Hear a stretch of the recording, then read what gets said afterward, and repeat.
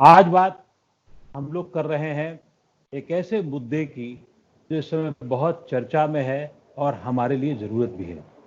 और ये हमारा सौभाग्य है कि आज इस बातचीत को करने के लिए हमारे साथ एक ऐसे शख्स हैं जो इस फील्ड के ना ही बहुत माहिर आदमी हैं, बहुत ही विद्वान हैं, बहुत ही अध्येता हैं। हम बात करेंगे आज चीन के मामले को लेकर, भारत चीन स्टैंड ऑफ को लेकर के, खास तौर से लद्दाख में जो स्थितियां बनी हैं उसको लेकर के। और हमारे साथ हैं doctor Gurmeet Singh, lieutenant general Gurmeet Singh ji, जो देश के पूर्व उप सेनाध्यक्ष रह चुके हैं, 3 स्टार जनरल रह चुके हैं। आपके बारे में तारीफ कितनी की जाए वो कम है। 4 राष्ट्रपति अवार्ड आपको मिल चुके हैं, 2 चीफ ऑफ आर्मी अवार्ड मिल चुके हैं। आप चीन के मामलों में लगभग 25 साल तक आपने काम किया है और आप एमफिल भी हैं। तो आप सोच सकते हैं हम कितने जानकार व्यक्ति से बातचीत कर रहे हैं। बहुत बहुत स्वागत है डॉक्टर साहब आपका। आप तो तय बात है कि हम सब लोग ये सबसे पहले जानना चाहेंगे कि क्या है चीन के मामले में ताज़ा स्थिति, खास तौर से अभी जब स्थितियां थोड़ी सी ठंडी पड़ रही हैं या रुक रही हैं या थम रही हैं। लग रहा है तनाव का एक दौर खत्म होने जा रहा है। जैन जी, बहुत शुक्रिया कि आपने ये मौका दिया है आपसे इस इम्पोर्टेंट विषय के ऊपर में बातचीत करने के लिए। ये जो स्थिति है अभी इस लद्दाख के अंदर में, अगर मैं इसको बारीकी से देखूं तो सबसे पहले 5 मई से नॉर्थ बैंक ऑफ पगेंगसो जो ईस्ट लद्दाख में है, जो हमारी भारत की यूनियन टेरिटरी है लद्दाख, उसके इलाके में चाइनीज की एक्टिविटी बढ़ी थी। उन दोनों ही पेट्रोल, भारतीय पेट्रोल और भारतीय सेना का पेट्रोल और पीएलए का पेट्रोल के बीच में फेस ऑफ हुआ था 5 मई को। फिर 8 तारीख से चाइनीज की एक्टिविटी बढ़ गई, बहुत ज्यादा हो गई और 5 जगह के ऊपर में एक्टिविटीज बढ़ गई। जो सैटेलाइट पिक्चर देखी तो पता लगा कि उन्होंने टेंट और बड़ी गाड़ियां, हथियार वगैरह भी उस इलाके में ले आए हैं। ये स्थिति चलती रही और ये जो फेस ऑफ था ये तकरीबन 1 महीने तक चला और उसके बाद में 6 जून को लेफ्टिनेंट जनरल लेवल के ऊपर में बातचीत हुई ऑन ग्राउंड। ये बातचीत 6 जून की बातचीत से पहले भी 8-9 राउंड बातचीत हो चुकी थी, जो battalion commander, brigade commander level और मेजर जनरल लेवल में होने के बाद लेफ्टिनेंट जनरल साहब की मीटिंग हुई। लेकिन 6 जून की जो मीटिंग थी एक पॉजिटिव टॉक थी और उसके बाद में डिसएंगेजमेंट, डी एस्केलेशन ये शुरू हो गया। जो चाइना का मिलिट्री फॉरेन ऑफिस है, उसके स्पोक्समैन ने बताया कि उनकी तरफ से ये पीछे जाने की हरकत शुरू हो गई। ये गैल्वन सेक्टर में जो इस समय तनाव है, ये तनाव हमारे देश के लिए, हमारे लिए कितना महत्वपूर्ण था और हमें कितनी चिंता करने की जरूरत थी? ये आपका सवाल बहुत अच्छा है। सबसे पहले तो जब नेशनल सिक्योरिटी, जब राष्ट्रीय सुरक्षा की बात होती है तो ये बहुत ही इंपॉर्टेंट है। देखिए, अगर आप इस इलाके को डिटेल से एनालाइज करेंगे तो मुख्य बात यह है कि एक्साइचिन के इलाके में चाइना 37,555 स्क्वायर किलोमीटर की एडवर्स पोजीशन में बैठा है। 1962 के बाद में जो लड़ाई हुई थी उसके बाद में दोनों ही सेना एक लाइन ऑफ एक्चुअल कंट्रोल पर दोनों एक दूसरे के सामने में हैं। और ये जो लाइन ऑफ एक्चुअल कंट्रोल है, ये क्या लाइन है ये दोनों साइड को मालूम नहीं है, क्योंकि एलएसी की परसेप्शन दोनों ही साइड की यूनिलैटरल है। और इसका एक प्रोसेस शुरू किया था 2000 साल में कि एटलीस्ट हम एलएसी परसेप्शन को मैप पे मार करके एक दूसरे से एक्सचेंज करें। जो मिडिल सेक्टर उत्तराखंड और हिमाचल का है वहां की एक्सचेंज की, लेकिन जब बात पहुंची ईस्ट लद्दाख की तो एक्सचेंज नहीं किए, मैप नहीं कर सके। और स्थिति ऐसी है कि दोनों साइड पेट्रोल करती हैं और फेस ऑफ होता है, उसके बाद ऐसी स्थिति शुरू हो जाती है। ये ऐसी स्थितियां 2000 साल से ही शुरू हैं और पहले भी पगेंगसो लेक के नदन बैंक में, चूमर में, डैम चौक में, ट्रिग हाइट इलाका में चलती रही हैं। लेकिन इस बार 2020 की जो बात है वो बिल्कुल अलग थी। पहली बात तो पूरा विश्व कोरोना के लिए कोरोना फाइट और युद्ध कर रहा था, लेकिन चाइनीज की जो एक्टिविटी मई महीने में ईस्टर्न लद्दाख में हुई वो अग्रेसिव थी, प्रोवोकेटिव थी और डिविजनरी टैक्टिक थी। और ये नहीं कि ये सिर्फ इसी इलाके में थी, जहां आइसोलेटेड एक्टिविटी थी। उसी टाइम के ऊपर में नॉर्थ सिक्किम के अंदर भी फेस ऑफ हुआ पेट्रोल के बीच में। उसी टाइम के अंदर में नेपाल ने एक अपना नया मैप भी, पॉलिटिकल मैप जो ट्राई जंक्शन लिपुलेखो करता है, वो कर दिया। चाइना ने पीओके इलाका के अंदर में चाइना और पाकिस्तान ने एक डायमर भाषा डैम का भी कॉन्ट्रैक्ट साइन कर दिया। और इसके अलावा चाइना ने तो पूरे विश्व के अंदर में एग्रेसिव एक्टिविटी शुरू कर दी, चाहे वो साउथ चाइना सी हो, चाहे वियतनाम के बर्ताव हो, चाहे यूएस और चाइना का कोल्ड वॉर है। ये जरूरी है कि ईस्ट लद्दाख की जो चाइनीज की एक्टिविटी थी इसको पूरे रूप में देखना चाहिए, ना कि सिर्फ ईस्टर्न लद्दाख के रूप में देखना चाहिए। ये ठीक है कि इस पूरे मामले को पूरे तरीके से देखा जाना चाहिए, लेकिन एक ये सवाल आम आदमी के मन में जरूर रहेगा कि आखिर क्या वजह थी कि हमारी सीमा अभी तक सेटल नहीं हुई है। 20 साल से, आपने कहा 2000 से प्रक्रिया शुरू हुई, लेकिन क्योंकि आज़ादी के बाद फिर लड़ाई हुई, तो उसके बाद भी अभी तक सीमा क्यों नहीं सेटल हो पाई है? आपका सवाल बिल्कुल डायरेक्ट है और ये बहुत जरूरी है कि हर एक भारतीय को मालूम होना चाहिए कि हमारे थ्रेट और चैलेंजेस क्या हैं। ये जो भारत और चीन का बॉर्डर है ये सेटल नहीं हुआ है। ये बॉर्डर क्वेश्चन कहें, बॉर्डर इशू कहें, ये बिल्कुल अभी सेटल नहीं है। अब 20 साल की बात नहीं है, ये बात जब से इंडिपेंडेंस हुआ है 70 साल से ज्यादा, अभी तक हम इसको सॉल्व नहीं कर सके हैं। कोशिशें बहुत की हैं, एक युद्ध भी 1962 में हुआ इसी मुद्दे के ऊपर में, लेकिन अभी तक सॉल्व नहीं है। अभी की स्थिति में स्पेशल रिप्रेजेंटेटिव जिसमें एनएसए हैं और उसी उनके लेवल के जो एक रिप्रेजेंटेटिव है चाइना के, वो 22 बार टॉक कर चुके हैं पॉलिटिकल लेवल के ऊपर में, लेकिन किसी भी हल तक नहीं पहुंचे हैं। ये अच्छी बात नहीं है कि दो देश जो इतने बड़े देश हो, जिनकी पॉपुलेशन मिला के 2.7 बिलियन हो, जो 20% जीडीपी हो वर्ल्ड इकोनॉमी का, वो इस प्रकार की स्थिति में हो कि बॉर्डर अभी तक सॉल्व नहीं है, अभी तक अनरिजॉल्व है। लेकिन एक बात सबको समझनी पड़ेगी, ये जो बॉर्डर इशू अलग है और लाइन ऑफ एक्चुअल कंट्रोल का इशू अलग है। तो ये जो अभी स्थिति इस साल के मई में हुई है, ये लाइन ऑफ एक्चुअल कंट्रोल पर है। बॉर्डर तो अभी हम बात ही नहीं किया है। अगर बॉर्डर की बात करें तो अभी एक्साइज चिन्ह का जो मामला है अभी भी पेंडिंग है।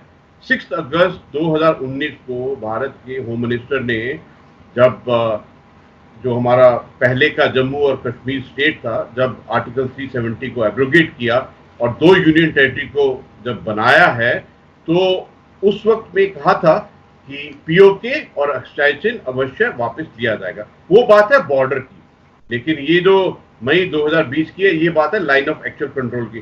थोड़ा समझना मुश्किल होता है, काफी कॉम्प्लिकेटेड और वेक्स प्रॉब्लम है। लेकिन आप देखिए, इतना मुश्किल बॉर्डर का प्रॉब्लम है, लेकिन उसके बावजूद भी लास्ट गोली जो आपस में फायर किया था वो 1975 में।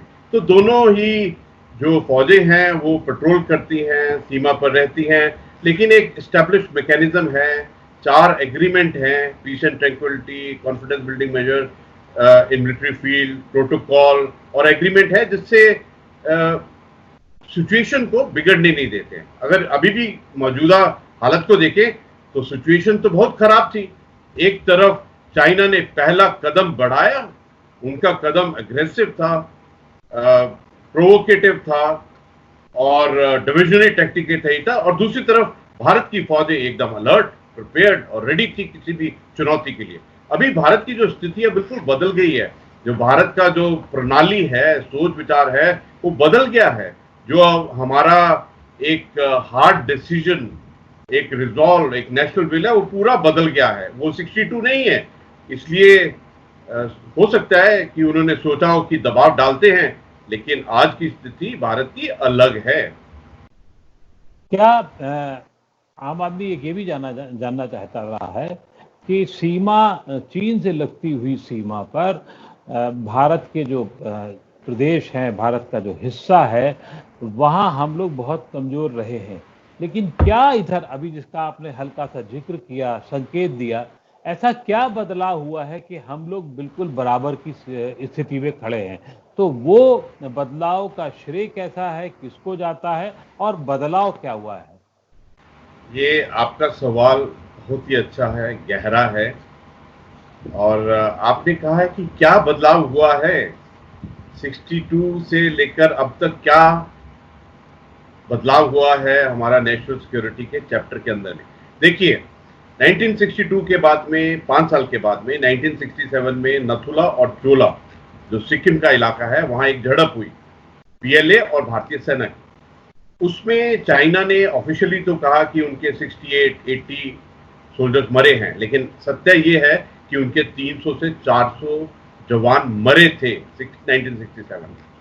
67 के बाद में 4 साल आप और जोड़ लीजिए, 1971 में भारत की सिक्योरिटी फोर्सेस ने, इंडियन आर्मी ने ऐसा कमाल दिखाया कि पूरा विश्व एकदम हैरान रह गया कि ईस्ट पाकिस्तान को खत्म कर दिया और एक नए राष्ट्र बांग्लादेश को जन्म दिया। ये मिलिट्री के बलबूते में था। उसके बाद में जिस प्रकार कारगिल और जिस प्रकार काउंटर टेररिज्म नॉर्थ ईस्ट के अंदर और जम्मू कश्मीर में है, भारत का जो कॉम्बैट एक्सपीरियंस है ना, वो बहुत ऊपरी स्तर में आ गया है। और भारत का जो जवान है, भारत की जो फौज है, भारत का जो डिसीजन लेने का एक तरीका है, पूरा विश्व ने देखा कि डोकलम प्लेटू में जो स्टैंड ऑफ हुआ था जून से लेकर अगस्त 2017 में, उसमें भारतीय सेना किस प्रकार डटी रही उस इलाका में। 73 डेज के बाद में वो फिर अलग हो गया, स्टैंड ऑफ खत्म हो गया।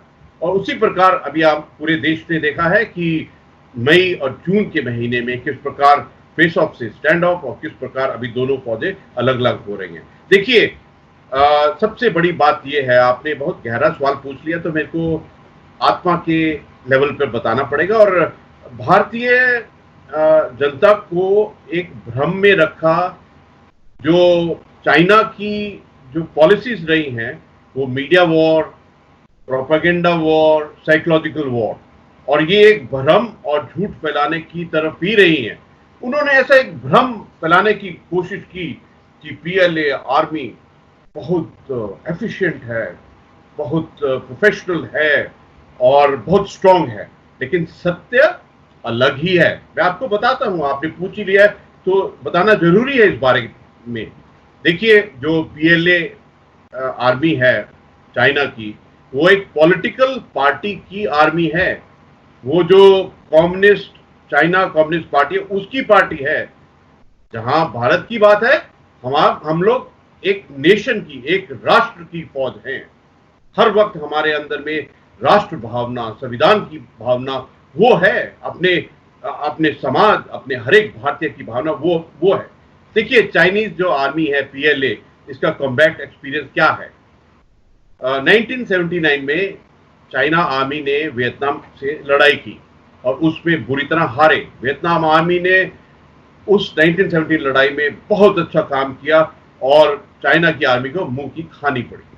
उसके बाद में चाइना आर्मी के पास में बिल्कुल जीरो कॉम्बैट एक्सपीरियंस है। और जहां भारत की बात है, हम तो 1947 से कॉम्बैट एक्सपीरियंस इकट्ठा करते गए हैं। 62 में थोड़ा रिवर्स था, लेकिन रिवर्स जवान के लेवल और आर्मी के लेवल नहीं था। उस वक्त रिवर्स था मैक्रो और स्ट्रेटेजिक इशू के बारे में। मैं आपको एक चीज और बताना चाहता हूं कि जो पीएलए है, उसके अंदर में जितने भी जवान हैं, अगर आप उसकी एक एनालाइज करें तो उसमें 70% जो जवान हैं वो उस युग के हैं चाइना के, जब चाइना ने वन चाइल्ड पॉलिसी लगाई थी, लागू की थी। तो इसके जो 70% तो ऐसे लोग हैं जो पैम्पर्ड रहे हैं बचपन से ही, जो मुश्किलें सहन नहीं कर सकते हैं और जो एक अच्छा सोल्जर बनने के काबिल नहीं है।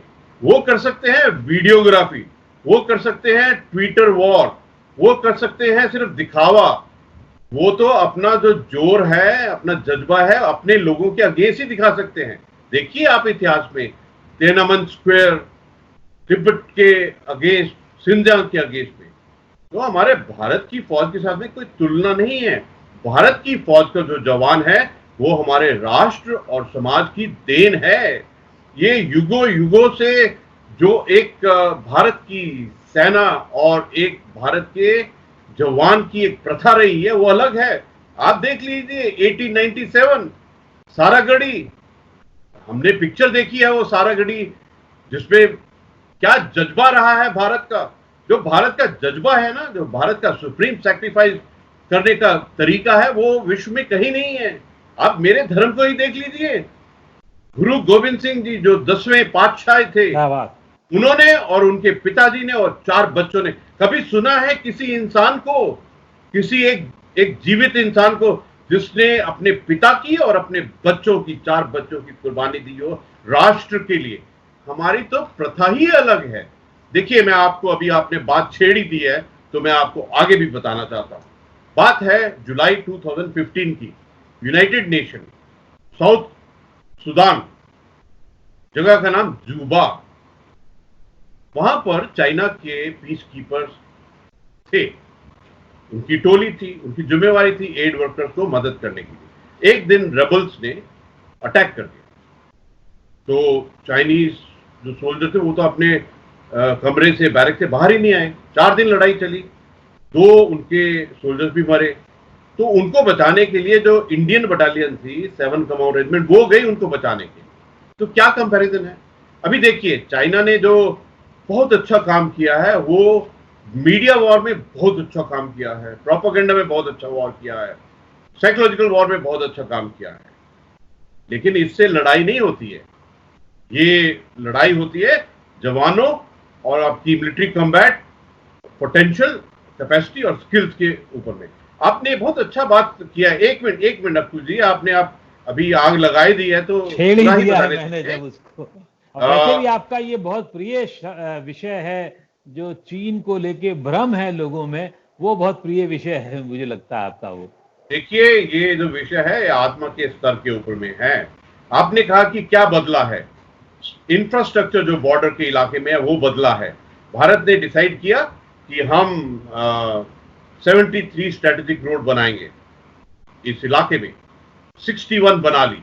ये जो अभी जो रोड बनी थी जो दारबुक, श्योक, डीबीओ की, वो 255 किलोमीटर की सड़क है, हाई एल्टीट्यूड के इलाके में है, 37 ब्रिज उसके ऊपर में बने हुए हैं और बहुत ही दुर्गम इलाका है। लेकिन हिम्मत, जो बॉर्डर रोड ऑर्गेनाइजेशन है, उन्होंने हिम्मत करके इसको बनाया, एडवांस लैंडिंग ग्राउंड डीबीओ में। और न जाने किस जगह में जो नेपाल ने नक्शा इशू किया था, वो इसीलिए इशू करने की कोशिश की थी क्योंकि भारत ने दारचूला से लीपू लेक तक सड़क बनाया। बहुत डिफिकल्ट इलाका था। पहले जब कैलाश मानसरोवर की यात्रा करने जाते थे तो यात्रियों को बहुत बहुत बहुत ज्यादा मुश्किल पेश आती थी, तो उनको मदद करने के लिए इस इलाके से सड़क बनाई। ये तो हमारा इलाका है, हम अपने इलाके में क्या करेंगे, किसी को क्या प्रॉब्लम होना चाहिए? देखिए, मैं तो चीन को प्रॉब्लम तो यही है ना कि हम, चीन ने दूसरी तरफ अपने इलाके में जो तिब्बत के पास वाला वो है पूरा, वहां तो खूब इंफ्रास्ट्रक्चर खड़ा कर लिया है, लेकिन जब हमने शुरू किया तब उसको मुश्किल लगने लगी। कारण तो इस स्टैंड ऑफ का शायद मेरे ख्याल से जो फेस ऑफ हुआ या बाकी जो आगे की चीजें हुई, उसका कारण तो यही रहा ना पूरा। देखिए, कारण बहुत है, लेकिन सबसे बड़ा कारण ये है कि चाइना के अंदर में जो मई के महीने, जब से मतलब दिसंबर 2019 से जब से कोरोना शुरू हुआ है, तब से चाइना के ऊपर में बहुत ज़्यादा प्रेशर है। अंदर से इंटरनल स्टेबिलिटी के ऊपर में, चाइना की लीडरशिप के ऊपर में पूरा विश्व तो खड़ा हो गया है चाइना के ऊपर में इल्जाम लगाने के लिए और उनसे पूछने के लिए। और बात भी बिल्कुल ठीक है, ये कोविड-19 कोरोना ने जितना ज्यादा इन्फेक्शन हुए हैं नंबर, पहले कभी भी धरती के ऊपर में इतना नहीं हुआ है। जितने लोग फेटल हुए हैं, मरे हैं, पहले कभी नहीं हुआ है। और हक है इंसानियत का, ह्यूमन काइंड का, पूरे ग्लोब का, पूरे वर्ल्ड का, कि पूछे ये कैसे शुरू हुआ, क्यों हुआ, कौन इसका कारण था। तो जब सबने पूछना शुरू कर दिया, जब 130 देश खड़े हो गए पूछने के लिए कि इसका इंडिपेंडेंट इन्वेस्टिगेशन हो, और जब ताइवान को ज्यादा इज्जत मिलने लगी क्योंकि उन्होंने कोरोना और कोविड के अंदर में बहुत अच्छा काम किया, बहुत सूझबूझ वाला काम किया। इनफैक्ट ताइवान ने तो पूरा दुनिया को सबसे पहले बताया कि ये ह्यूमन टू ह्यूमन है, और चाइना से तो सिर्फ झूठ ही आ रहा था, और उनके जो नंबर हैं, कितने इन्फेक्शन हुआ है, कितने मरे, बिल्कुल झूठ, शुरू से झूठ आ रहा है। तो देखिए उनके ऊपर प्रेशर बहुत था। उधर यूएस ने भी चाइना के ऊपर में कोल्ड वॉर का टेम्परेचर बहुत हाई कर दिया, उनके ऊपर प्रेशर था। लेकिन इसका ये मतलब नहीं है कि आप ईस्ट लद्दाख के ऊपर में अपनी एक्टिविटी शुरू कर दें। थोड़ा सूझबूझ दिखानी चाहिए थी। उन्होंने तो अपने दोनों ही पैर एक्सेलरेटर के ऊपर में जोर से लगा दिए, और हर एक साइड में आप देखिए अक्कू जी, उन्होंने, उनके जो डिप्लोमेट होते हैं, डिप्लोमेट तो बहुत अच्छी भाषा बोलते हैं, उनका तरीका अलग होता है, एक सभ्य तरीके से अपना पॉइंट रखते हैं। लेकिन उनके तो डिप्लोमेट भी एकदम वॉल्फ वॉरियर, भेड़िए की तरह बन गए। उन्होंने जिस प्रकार ऑस्ट्रेलिया को, जर्मनी को और विश्व के बाकी लोगों को अपना अपना डिप्लोमेट में एक्सप्रेशन बताना शुरू किया, लोग तो सोचने लगे ये क्या हो गया। और उधर में जितने भी उनके जवान हैं, चाहे वो ईस्ट लद्दाख हो, चाहे वो नॉर्थ सिक्किम हो, चाहे वो साउथ चाइना सी हो, चाहे वो ताइवान के अगेंस्ट हो, हर एक जगह एक अग्रेसिवनेस सी आने लगी। अभी कारण है तो होगा, लेकिन इसका ये मतलब नहीं है आप भारत के ईस्ट लद्दाख के अंदर में अपना एक्टिविटी बढ़ा दें। ये ठीक नहीं था, और ये पहली हरकत उन्हीं ने की है। और मैं एक चीज आपको और बताना चाहता हूं, देखिए 2013 में चीन और भारत के अंदर में एक border defence cooperation agreement sign हुआ। उसमें अलग अलग कॉलम थे, अलग अलग आर्टिकल थे, लेकिन मुख्य बात यह थी कि जो एलएसी की डिफरिंग परसेप्शन के इलाके हैं, जैसे ईस्ट लद्दाख में है, उसके अंदर में कोई भी साइड अपने आप से यूनिलैटरल तरीके से स्टेटस को चेंज नहीं करना चाहिए। दूसरा कहा कि इस इलाके में कोई भी पेट्रोल रात को नहीं रहेगा। तीसरी बात, इस इलाके में टेम्पररी स्ट्रक्चर नहीं बनाए जाएंगे। तो चाइना ने तो गलती किया, तो अभी उनको गलती तो उसको सुधारना पड़ेगा। और ये बात अच्छी है, हम लोग दोनों बड़े देश हैं, एस्टेब्लिश मैकेनिज्म हैं, मिले हैं। 6 जून को लेफ्टिनेंट जनरल लेवल के ऊपर में मीटिंग हुआ है, उसके बाद में अभी मूव बैक शुरू हो गया। ये अच्छी बात है, सूझबूझ की बात है। क्या डोकलाम से हमने क्या सीखा और चीन ने क्या सीखा? आपका सवाल बहुत ठीक है अफू जी। डोकलाम से पहली बात तो विश्व ने क्या सीखा? विश्व ने सीखा कि अभी भारत का ट्रेंड बदल गया है। भारत हार्ड डिसीजन लेगा, एक रिजॉल्व के साथ में जिएगा, और एक भारत की नेशनल विल है। इनफैक्ट विश्व तो जिस दिन बालाकोट का ऑपरेशन किया था तभी समझ गया था। विश्व तो 5 अगस्त 2019 को ही समझ गया था कि ये जो ट्रेंड है, ये जो हवा है, ये रुख भारत का बदल चुका है। चाइना ने समझा कि बात अभी पुरानी नहीं है। अभी भारत की फौज, भारत की सरकार पुराने वाले मोल्ड में नहीं है, ये खड़ी रहेगी, डट के खड़ी रहेगी। चाहे वो विषय भूटान का ही था, लेकिन भारत डटा रहेगा। तो इसलिए 73 डेज के बाद में सिचुएशन को सुलझा लिया। उसके बाद बड़ा लेसन ये था कि दोनों देश में ये बात पक्की थी कि इसमें डोकलाम के बाद में दोनों टॉप लीडर, जो चाइना के राष्ट्रपति जी हैं और भारत के नरेंद्र मोदी जी, ये दोनों ने सूझबूझ दिखाई। 2 बार मिले, और वो भी एक नए तरीके से, इनफॉर्मल तरीके से, स्ट्रेटेजिक लेवल में। उन्होंने अप्रैल 2018 को वुहान स्पिरिट के तहत मिले, और उसके बाद में मिले महाबलीपुरम में, चेन्नई कनेक्ट में 2019 को। देखिए उसके बाद में दोनों ने बहुत ही सूझबूझ के साथ में अपनी अपनी आर्मीज को स्ट्रेटेजिक गाइडेंस दिया कि देखिए बॉर्डर सॉल्व नहीं है, एलएसी की जो डिफरिंग परसेप्शन है वो सॉल्व नहीं है अभी तक, लेकिन आप पीस एंड ट्रैंक्विलिटी बनाए रखें। लेकिन उसके बावजूद भी फिर चाइना आर्मी के पीएलए ने और चाइना की सरकार ने ये सोचा कि यहाँ पर एक्टिविटी बढ़ाकर भारत के ऊपर में प्रेशर डालते हैं। हो सकता है कि उनके दिल में ये भी हो कि इंडिया और यूएस की जो रिलेशनशिप है वो बढ़ रही है, तो इंडिया की यूएस की रिलेशनशिप तो इंडिपेंडेंट है, उससे कोई लेना देना नहीं है। भारत की तो सदा ही नीति और नीयत साफ रही है। भारत तो स्ट्रैटेजिक ऑटोनॉमी में बिलीव करता है और जो नेशनल कोर इंटरेस्ट है वो भारत राष्ट्र को, समाज को, हर एक व्यक्ति को बहुत प्यारे हैं।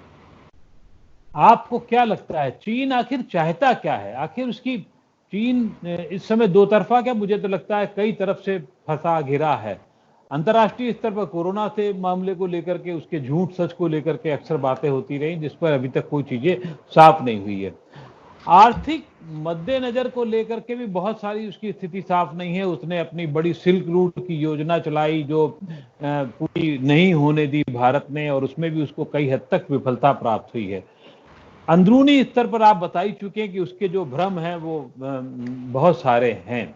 लेकिन अब चीन भारत से क्या चाहता है? भारत ये चाहता है कि हम अमेरिका के साथ ना जारी दोस्ती बढ़ाएं, या ये चाहता है कि हम इंडिपेंडेंट ना हो, या ये चाहता है हम अपने बॉर्डर को वैसे ही पहले जैसा छोड़ रखें? आखिर वो चाहता क्या है, किस स्तर पे चाहता है?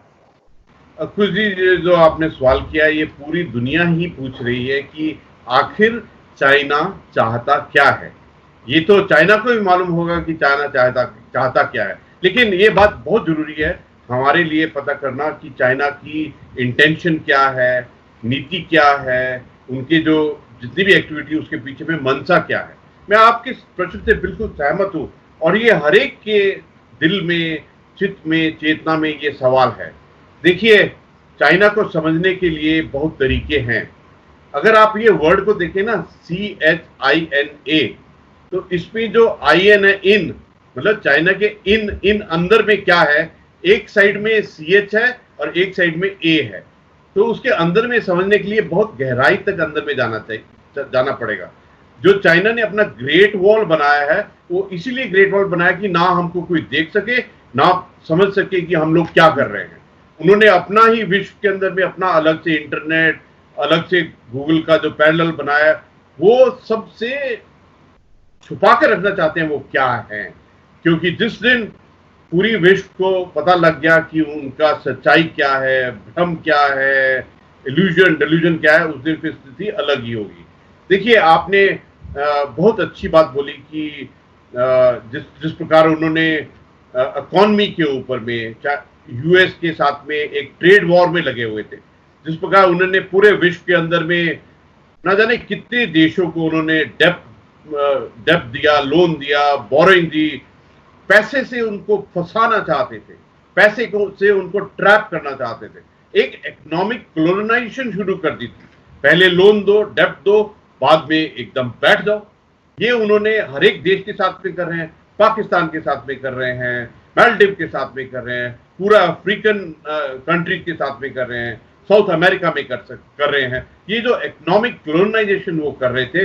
और इसके बाद में जो आपने BRI का जिक्र किया, बॉर्डर रोड इनिशिएटिव के बारे में, वो सिल्क रूट को रिवाइव करना चाहते हैं, वो सी रूट को रिवाइव करना चाहते हैं।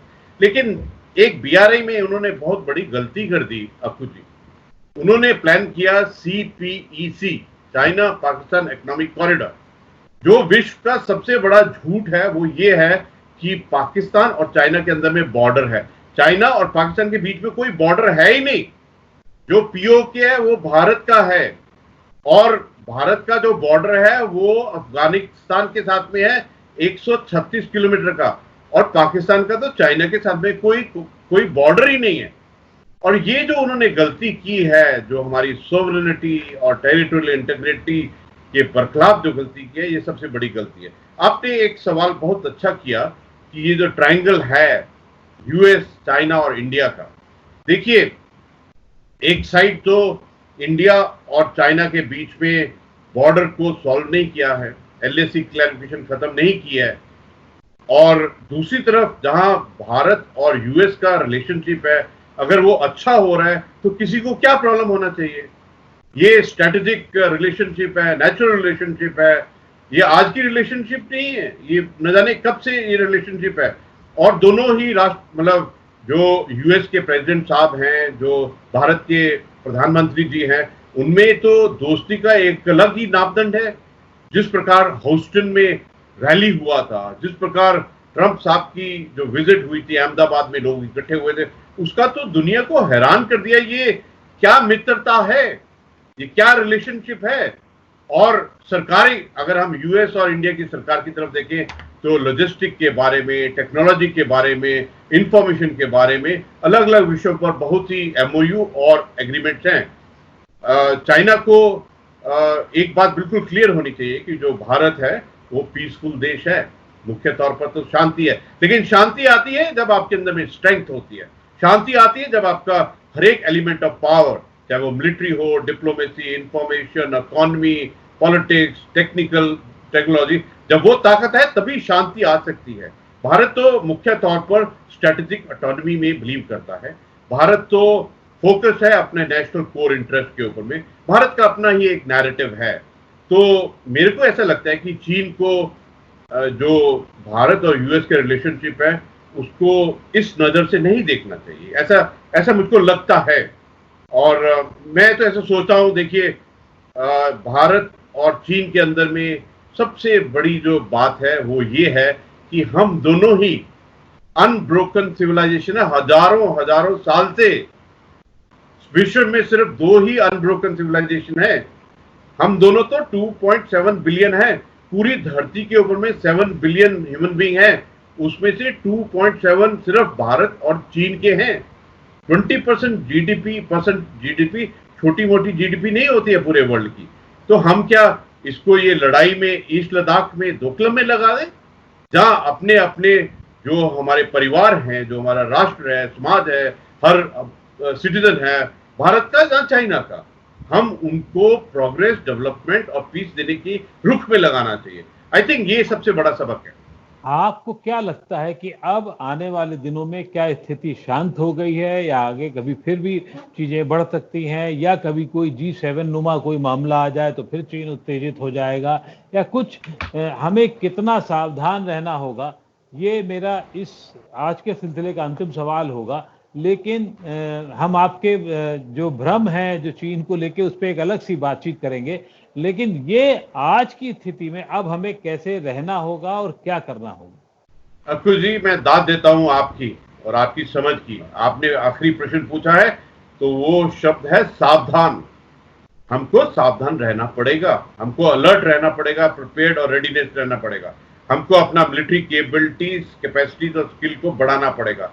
हमारा जो रुख हमने अपनाया है ट्रांसफॉर्मेशन का, मॉडर्नाइजेशन का, रीऑर्गेनाइजेशन का, रीस्ट्रक्चरिंग का, उसी रुख पर चलना पड़ेगा। देखिए, अगर हम स्ट्रांग हैं तो कोई भी हमारी तरफ में नजर जहां एग्रेसिव एक्टिविटी नहीं करेगा। इसका सबसे बड़ा सबक यही है कि हमको एज ए राष्ट्र, समाज और हर व्यक्ति को अपनी सेल्फ वर्थ को पहचानना पड़ेगा और सावधान रहना पड़ेगा। देखिए, ये इस जो प्रधानमंत्री जी कहते हैं, हम आत्मनिर्भर बने, सेल्फ रिलायंट बने, अपना लोकल को समझे। हम लोग 1.23 बिलियन कंज्यूमर हैं। अपनी ताकत को पहचानिए। हर एक भारतीय एक सैनिक है, हर एक भारतीय एक कंज्यूमर है, हर एक भारतीय के अंदर में राष्ट्र के लिए वो प्रेम और तो त्याग करने की भावना है। आपने इतना सुंदर शब्द बोला आखिर में, दाद देता हूं आपको ये शब्द इस्तेमाल करने के लिए। हमको हर वक्त सावधान रहना चाहिए, ये है बात। बिल्कुल सावधान रहना चाहिए। और हम ये उम्मीद करते हैं कि आपसे और आपके अनुभवों से, क्योंकि आप अभी भी ब्यूरोक्रेटिक लेवल पे, रणनीतिक लेवल पे, कूटनीतिक लेवल पे आपसे बात होती रहती है, सरकार के प्रतिनिधियों की और बाकी भी, इस पे कुछ जरूर ध्यान जाएगा और हम सब लोग बहुत सतर्क रहेंगे, सावधान रहेंगे। और आपसे इस सिलसिले को खास तौर से जो आपका एक नया सोचने का तरीका है, चीन को लेके मिथ बहुत सारे हैं और भी उसको लेके चीजें हैं जिसको हम आगे बातचीत करेंगे। बहुत बहुत शुक्रिया, धन्यवाद। थैंक यू जी। जय हिंद, जय हिंद।